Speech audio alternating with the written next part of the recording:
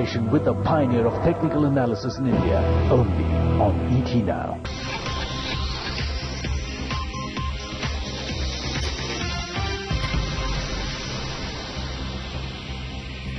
It is Markets Lunch and you're with ET Now. It's a brand new trading day of the week and it's a power-packed show as always. On the show we've got Mr. K.Narayan with technical picks in this market. Okay, let's get in a street view at lunch. We've got C.K.Narayan. A quick to Coal India at 390. Well, Coal India is one of the stocks I'm happy to buy, but at certain levels, because the stock has been, in the process of shifting from weaker hands to stronger hands, and it's happening progressively. So the ideal price to buy it would be somewhere in the 360 to 370 levels.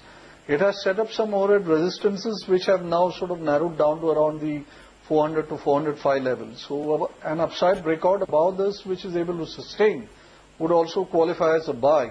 But, buying upside breakouts would actually be a function of where the market is. So if the market is not strong, I may not want to chase the breakout, but certainly down to 360, 370, I would certainly look to buy it. 390, it's in the middle of nowhere, so maybe I would probably let it ride for the moment, wait for lower levels to buy it.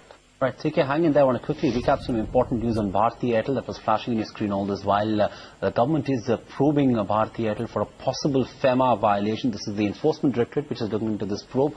This is, of course, according to news agencies. We don't have an official word yet from the government or the company, but stock holding firm there up 2.6%. CK, how does Bharti look to you on the charts?